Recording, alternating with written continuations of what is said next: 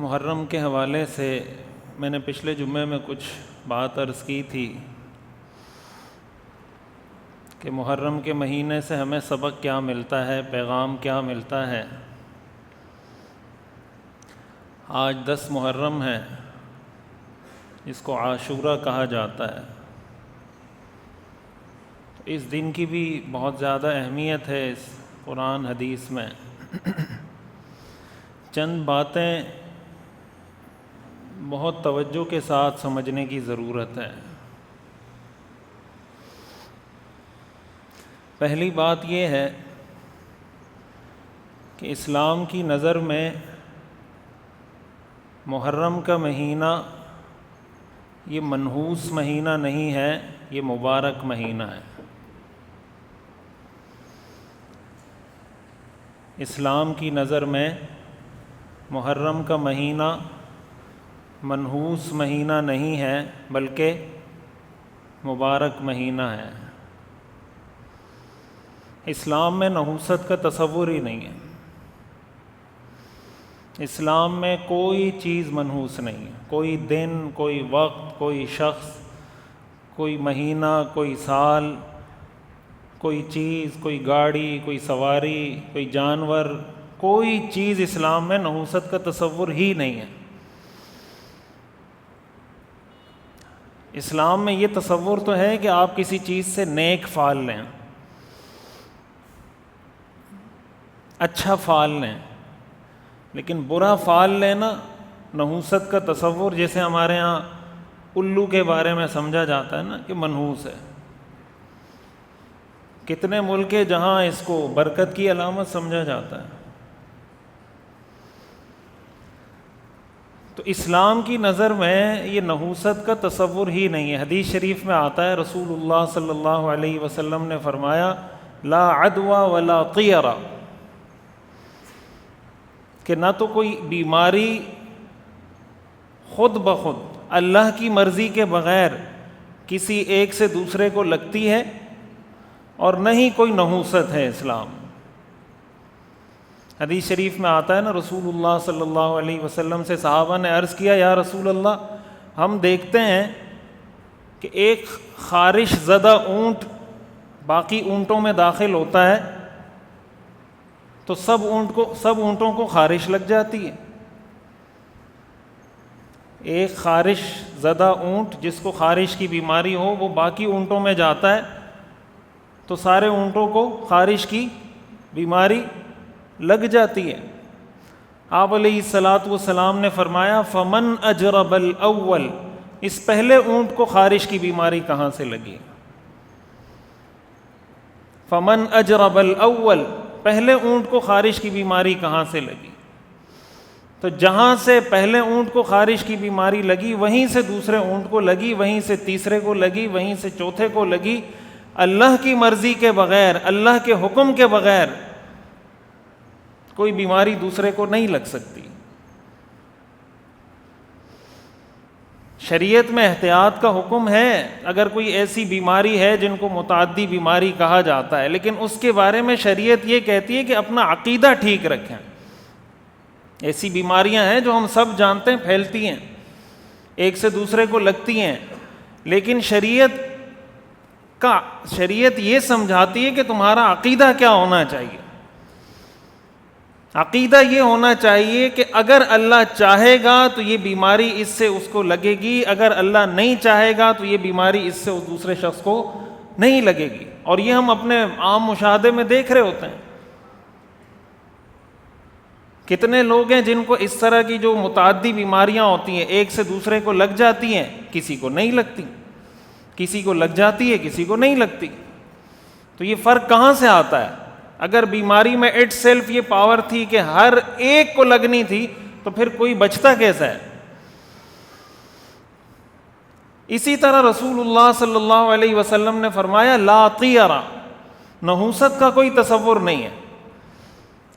عرب کے کلچر میں جب انہوں نے کوئی کام کرنا ہوتا تھا نا، مختلف طریقوں سے وہ فال نکالتے تھے، جیسے ہمارے ہاں لوگ طوطوں سے نکلواتے ہیں نا فال، مستقبل کا حال کیا ہوگا، اس کا اپنا کوئی حال نہیں ہوتا، بیچارہ 10-10 روپے لے کے لوگوں کا فال نکال رہا ہوتا ہے، اور ہم لوگ اس سے جا کے اپنے پھال نکلوا رہے ہوتے ہیں.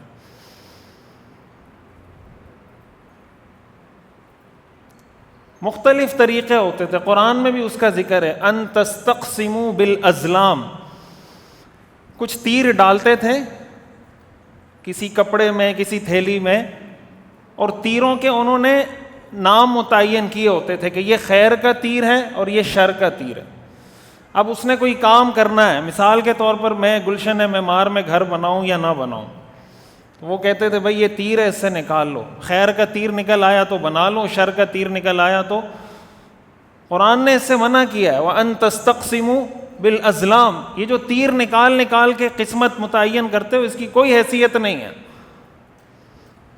اسی طرح پرندے کو آزاد کرتے تھے کہ پرندہ دائیں طرف جا رہا ہے یا بائیں طرف جا رہا ہے. اگر دائیں طرف جا رہا ہے تو اس کا مطلب اس کام میں خیر ہے, اور بائیں طرف جا رہا ہے تو اس کام میں خیر. قرآن حدیث نے آ کے یہ ساری چیزیں ختم کی ہیں کہ یہ اسلام میں ان چیزوں کا کوئی تصور نہیں ہے. تو نہ کسی انسان میں نحوست ہے, نہ کسی جانور میں نحوست ہے, نہ کسی مہینے میں نحوست ہے, نہ کسی دن میں نحوست ہے, نہ کسی سال میں نحوست ہے, نہ کسی جگہ میں نحوست ہے. برکت اور نحوست کا تعلق انسان کے عمل سے ہے. حدیث شریف میں آتا ہے, رسول اللہ صلی اللہ علیہ وسلم نے فرمایا, لا تسبوا الدہر, زمانے کو گالی مت دو. وَأَنَا الدَّهْرُ, زمانے کو پیدا کرنے والا اللہ فرماتے میں ہوں. زمانے کو کس نے پیدا کیا؟ اللہ نے پیدا کیا. زمانے کو گالی دینا یہ اللہ کو گالی دینے کے مترادف ہے. کوئی زمانہ اپنی ذات میں منحوس نہیں ہو سکتا. حدیث شریف میں آتا ہے, رسول اللہ صلی اللہ علیہ وسلم نے فرمایا, من قال ہلک الناس فہو اہلکہم, جو آدمی یہ بات کہے کہ سارے لوگ ہلاک ہو گئے, سب سے زیادہ ہلاک ہونے والا یہ کہنے والا ہے. یہ بات یہ کیسے کہہ رہا ہے کہ سب لوگ ہلاک ہو گئے, سب لوگوں میں شر پیدا ہو گیا, کسی میں کوئی خیر نہیں. سب سے زیادہ شر اس کہنے والے میں جو یہ کہتا ہے کہ سارے لوگ ہلاک ہو گئے. ہمارے ہاں بعض معاشروں میں لوگ سفر کے مہینے کو منحوس سمجھتے ہیں, سفر میں شادی نہیں کرتے. بعض لوگ محرم کے مہینے کو منحوس سمجھتے ہیں. محرم منحوس مہینہ نہیں ہے, محرم مبارک مہینہ ہے, اپوزٹ ہے. یہ ان 4 محترم مہینوں میں سے ہے جن کا اللہ نے قرآن میں ذکر کیا ہے. ذی قعدہ, ذی الحجہ, محرم اور رجب, یہ 4 مہینے شریعت کی نظر میں مبارک اور محترم ہیں.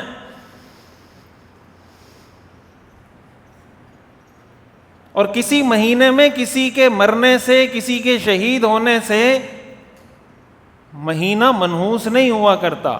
اسلام کی نظر میں شہادت کوئی نحوست نہیں ہے. اسلام کی نظر میں شہادت بہت بڑا مقام ہے. اور اگر ان چیزوں کو آپ معیار بنانے لگ جائیں, حضور علیہ الصلاۃ والسلام دنیا سے جب تشریف لے کر گئے تو کون سا مہینہ تھا؟ بولیں, کس مہینے میں حضور کا وصال ہوا ہے؟ تو سب سے زیادہ منحوس مہینہ تو وہ ہونا چاہیے. کیا خیال ہے, حضور سے بڑی شخصیت کسی کی ہے؟ جب حضور کا وصال جس مہینے میں ہوا تو سب سے زیادہ نحوست حضرت علی رضی اللہ تعالیٰ عنہ کی شہادت رمضان میں ہوئی ہے. کن کی شہادت؟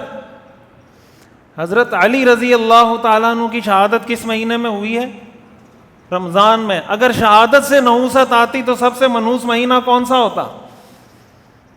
رمضان ہوتا. کیا رمضان اسلام میں منحوس مہینہ ہے؟ حضرت عثمان رضی اللہ تعالیٰ عنہ کی شہادت ذی الحجہ کے مہینے میں ہوئی ہے, جس مہینے میں حج ہوتا ہے. اگر شہادت سے نحوست آتی تو منحوس مہینہ ذی الحجہ ہوتا.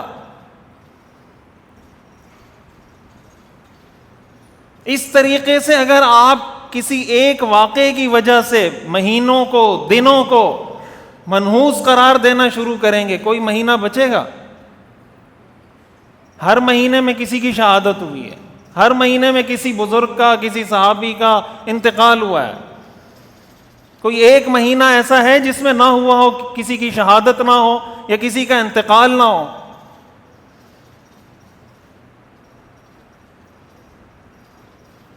ہم دین کو قرآن و حدیث سے سمجھتے ہیں، معاشرے کے کلچر سے، معاشرے کے دباؤ سے، میڈیا کے پروپیگنڈے سے قرآن حدیث کو چھوڑ کر اپنی طرف سے دین بنا دینا، اس کی اسلام کی نظر میں کوئی حیثیت نہیں ہے.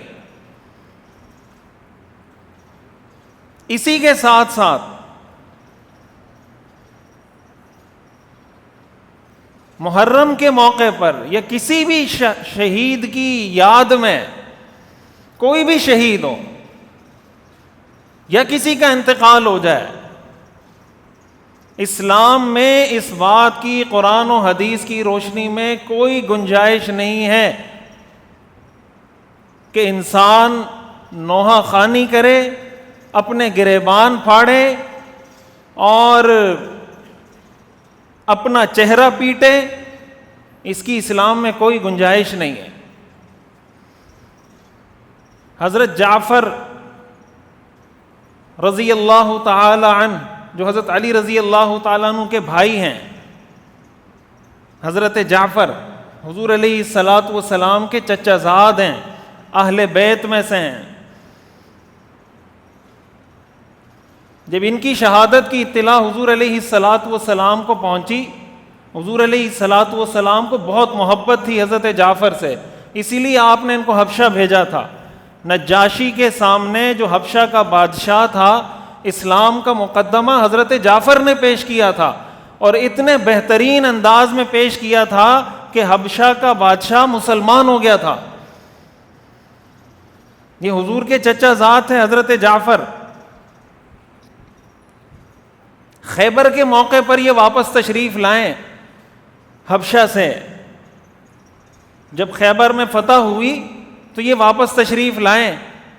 حضور علیہ الصلاۃ والسلام نے فرمایا، مجھے نہیں پتا کہ مجھے کس چیز کی زیادہ خوشی ہے، خیبر کی فتح کی یا جعفر کے آنے کی. مجھے یہ سمجھ نہیں آ رہا کہ کون سی خوشی بڑی ہے، کہ خیبر کی فتح ہو گئی یا یہ کہ جعفر واپس آ گئے. اتنی محبت تھی آپ کو حضرت جعفر سے. جب ان کی شہادت ہوئی غزوہ موتہ میں، حضور علیہ الصلاۃ والسلام کو فرشتوں کے ذریعے بتایا گیا، آپ نے گھر والوں کو بتایا کہ حضرت جعفر شہید ہو گئے، تو گھر سے رونے دھونے کی آوازیں آنا شروع ہو گئی. حضور علیہ الصلاۃ والسلام نے ایک صحابی کو بھیجا کہ جا کے ان کو منع کریں کہ یہ نوحے مت پڑھیں، اس طریقے سے رونا دھونا، رونا پیٹنا، زور زور سے آوازیں بلند کر کے یہ نہ کریں. وہ کہہ کر آ گئے، پھر آوازیں آنے لگیں. آپ نے فرمایا ان کو جا کے منع کرو، اور اگر اب بھی وہ نہ رکیں ان کے منہ میں خاک ڈال دو، ان کے منہ میں خاک ڈال دو. حضرت حسین رضی اللہ تعالی عنہ جو ہمارے سردار ہیں، اہل البیت میں سے ہیں، اور اہل البیت سے محبت کرنا ہمارے ایمان کا حصہ ہے. لیکن اہل البیت سے محبت کا وہ طریقہ جو ہمیں اللہ کے رسول نے سکھایا ہے. اہل البیت سے محبت کا کوئی اور طریقہ جو کسی اور کا ایجاد کرتا ہو، اس طریقے سے محبت کرنا یہ دین نہیں ہے. حضرت حسین رضی اللہ تعالی عنہ نے اپنی شہادت سے کچھ دیر قبل اپنی بہن حضرت زینب رضی اللہ تعالی عنہ کو جو وصیت کی تھی، وہ وصیت یہ کی تھی کہ اگر میں شہید ہو جاؤں میرے اوپر گریبانوں کو چاک مت کرنا، میرے اوپر نوحہ خوانی جاہلیت کے طریقوں کے مطابق نہ کرنا. یہ حضرت حسین کی وصیت ہے.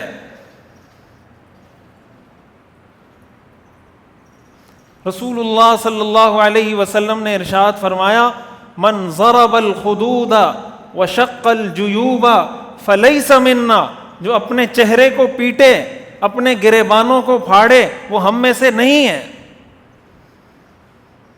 دیکھیں اگر کوئی اس کو دین سمجھتا ہے، اپنے مذہب کا حصہ سمجھتا ہے، ہمیں ان سے کوئی مسئلہ نہیں ہے. کوئی اپنے مذہب میں اس کو سمجھتا ہے وہ کرتا ہے, ہمیں کوئی مسئلہ نہیں, کرتے رہیں جس نے جو کرنا ہے.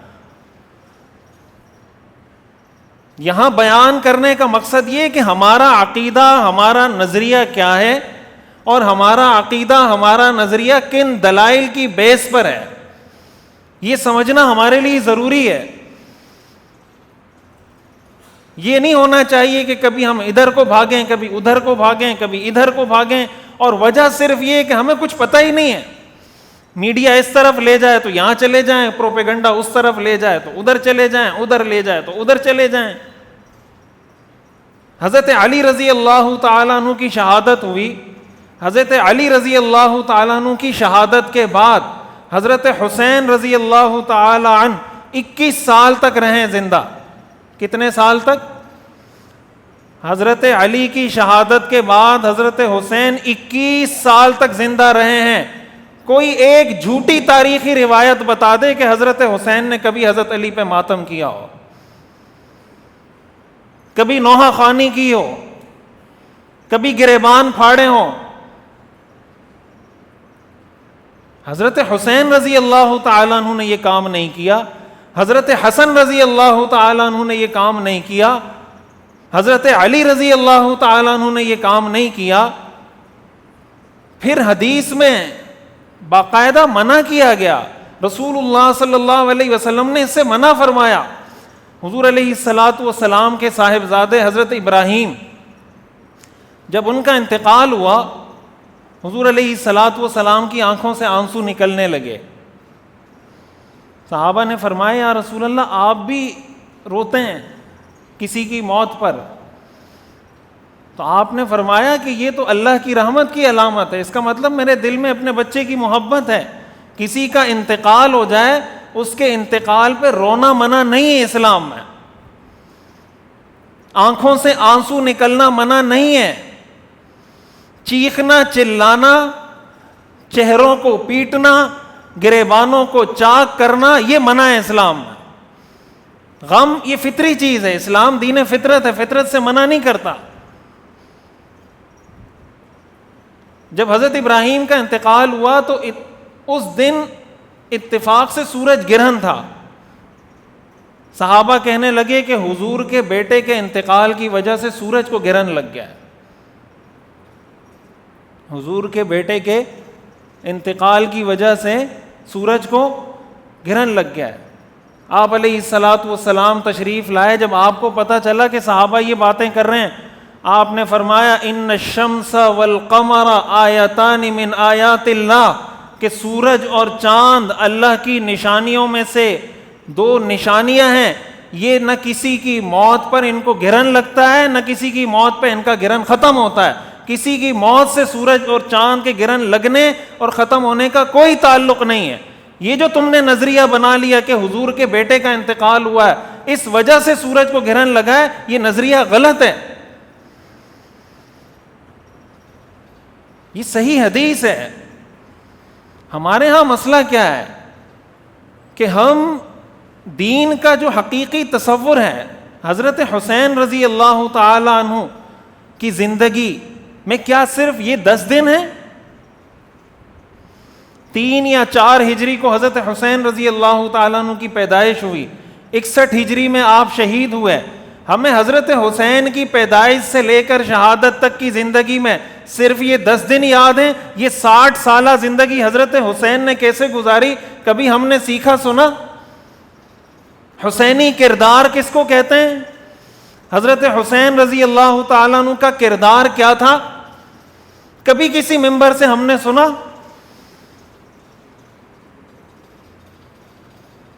ہم جب نماز پڑھتے ہیں نا تو نماز میں درود شریف پڑھتے ہیں. درود شریف میں ہم کیا پڑھتے ہیں؟ اللہم صلی علی محمد, اور آگے کیا پڑھتے ہیں؟ وعلی آل محمد. یہ ہماری نماز کا حصہ ہے, آل محمد پہ درود پڑھنا. ہماری ہر نماز میں آل محمد پہ درود پڑھا جاتا ہے. اس وقت تک ہماری نماز مکمل نہیں ہوتی جب تک ہم حضور کی آل پہ درود نہ پڑھیں. اللہم صلی علی محمد وعلی آل محمد. اور حضور علیہ الصلاۃ والسلام کی اہل بیت میں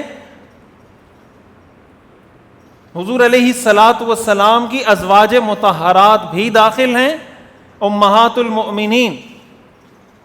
حضور علیہ الصلاۃ والسلام نے چادر میں جن حضرات کو لے کر فرمایا تھا اللہم ہؤلاء اہل بیتی، اے اللہ یہ میرے اہل بیت ہیں، یہ بھی داخل ہیں، جن میں حضرت علی، حضرت فاطمہ، حضرت حسن اور حضرت حسین رضی اللہ تعالی عنہم. اور حضور علیہ الصلاۃ والسلام کی اہل بیت میں آل عباس، آل جعفر، آل عقیل، یہ سب حضور کی اہل بیت میں داخل ہیں. یہ جو آج ہم زکوٰۃ دینی ہوتی ہے تو ہم کہتے ہیں نا کہ سید کو زکوٰۃ نہیں دے سکتے، تو سید کی اصطلاح یہ ہماری اردو کی اصطلاح ہے. یہ اردو میں ہم سید کہتے ہیں، عربی میں ان کو بنو ہاشم کہا جاتا ہے.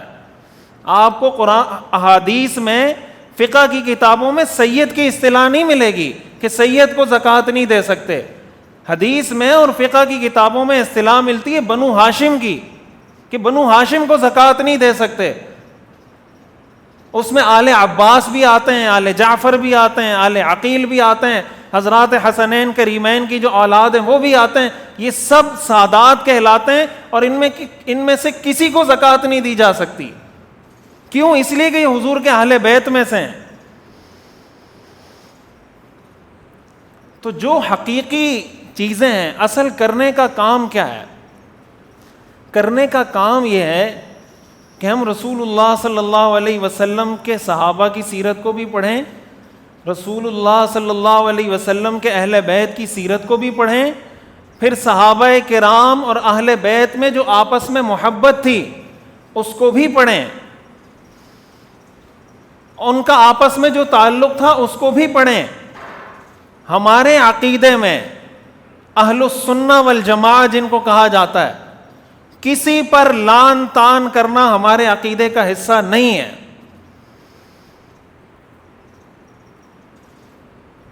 وہ بھلا کیسا مذہب ہوگا جو شروع بھی لان تان سے ہوتا ہو، ختم بھی لان تان پر ہوتا ہو. قرآن کریم میں اللہ تعالیٰ نے فرمایا لا تسبوا الذین یدعون من دون اللہ فیسبوا اللہ عدوا بغیر علم. کافروں کے بتوں کو بھی برا بلا مت کہو. کس کو؟ یہ قرآن کی آیت ہے. کافروں کے بتوں کو بھی گالی مت دو. کسی بت کو گالی دینا جائز نہیں ہے اسلام میں. بت کو لا تسبوا الذین یدعون من دون اللہ، کسی بت کو گالی نہیں دینا ورنہ وہ پلٹ کر اللہ کو گالی دیں گے. فیسبوا اللہ عدوا بغیر علم. تو جب کسی بت کو گالی نہیں دے سکتے،